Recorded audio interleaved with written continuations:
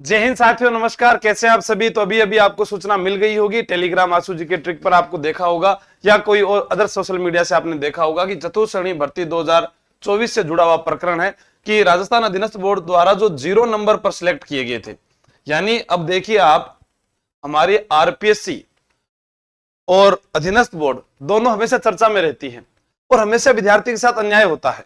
जैसे आप देखते हैं कि कोई पेपर होता है तो उसमें अगर 4% गलत आते हैं तो रेट कौन लगाएगा कि विद्यार्थी लगाएगा।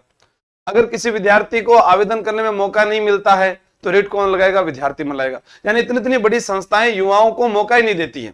ऐसा ही भर्ती 2021 के अंदर दोबारा उनको जो पेपर देने गए थे कि उन्हीं को हम शामिल करेंगे, राजस्थान पुलिस के वो जवान जो ट्रेनिंग में थे उनको हम शामिल नहीं करेंगे। ऐसे ऐसे निर्णय आते हैं, पता नहीं किसके हाथों में इन संस्थाओं को जो है दे रखा है। अब आप यहां देखिएगा, कुछ विद्यार्थी ये परेशान हो गए कि सर क्या 4th ग्रेड का पूरा रिजल्ट ही क्या रद्द हो गया।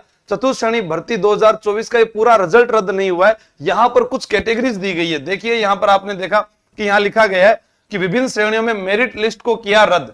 एक्स सर्विसमैन, विधवा वर्ग, शहरिया वर्ग और दिव्यांग वर्ग व अन्य वर्ग के सिलेक्शन लिस्ट को किया डिलीट। हाईकोर्ट ने जस्टिस आनंद शर्मा की एकल पीठ ने दिया आदेश, कहा न्यूनतम योग्यता निर्धारित करना आवश्यक।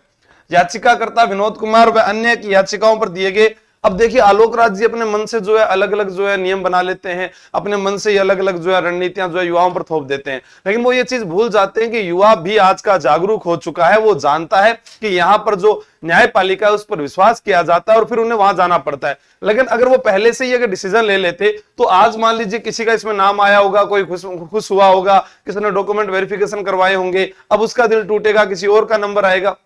ये पहले से तय होना चाहिए। इतनी बड़ी संस्थाएं हैं जहां पर राजस्थान का प्रत्येक बेरोजगार युवा विश्वास करता है और वह उम्मीद लगाए बैठा है कि एक दिन मेरा भी इस लिस्ट के अंदर नाम आएगा। जब लिस्ट में नाम आता है तो कहीं ना कहीं उसे जो है पीछे धकेल दिया जाता है, नॉर्मलाइजेशन के कारण उसके साथ धोखा हो जाता है, या फिर जो है 0 नंबर वाले को उन्होंने शामिल किया। तो न्यूनतम योग्यता एक विद्यार्थी की तो होनी चाहिए ना।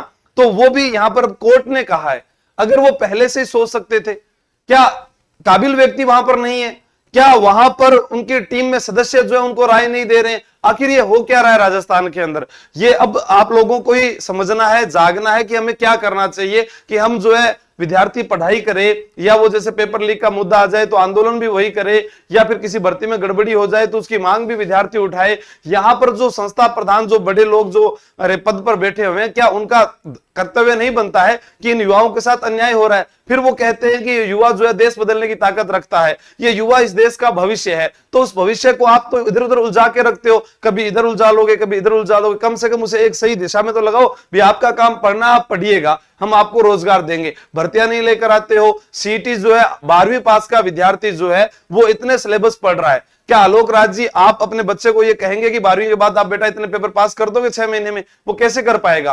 क्या किसी पात्रता परीक्षा में नेगेटिव मार्किंग होनी चाहिए? क्या आलोक राज जी इस बात का जवाब देंगे कि होनी चाहिए या नहीं होनी चाहिए? क्या एक विद्यार्थी के ऊपर इतना बोझ होना चाहिए कि 12वीं के बाद वो 15 सब्जेक्ट पढ़े? वो इतना महारत हासिल कैसे कर पाएगा? अगर ऐसा ही करना है तो पहले स्कूली शिक्षा को तो मजबूत बनाइए। आप स्कूली शिक्षा के अंदर जो है सरकारी स्कूल को छोड़कर लोग प्राइवेट की ओर जा रहे हैं, आप उधर ध्यान दीजिए। पहले उन स्कूलों के हालात सुधारिए, वहां पर जो है उनको बेहतरीन शिक्षा दीजिए, ताकि वो आगे जब उसे कंपटीशन के दौर में आना हो तो उसे ये पता रहे कि मुझे इन हिंदी है, इंग्लिश है, विज्ञान है, गणित है, इनके बारे में उसे जानकारी रहे, ताकि वो अपने इतिहास की, कला संस्कृति, भौगोलिक विशेषताओं को जानकार हो उनका, और वो समझ पाए कि हाँ मुझे आगे कंपटीशन में उतरने के लिए इन चीजों पर ध्यान देना होगा। हम ये स्कूल शिक्षा पर तो ध्यान देते नहीं है। स्कूल के बाद जब वो प्रतियोगी परीक्षा की तैयारी में जब आता है तो उसके लिए सब कुछ नया हो जाता है। तो एक विद्यार्थी पर इतना दबाव नहीं होना चाहिए। जैसे अभी कई घटनाएं घटी है, मैं नहीं चाहता कि राजस्थान का युवा आत्महत्या करे या कोई ऐसा जो है ऐसा कोई कदम उठाए। तो उससे पहले सरकार को या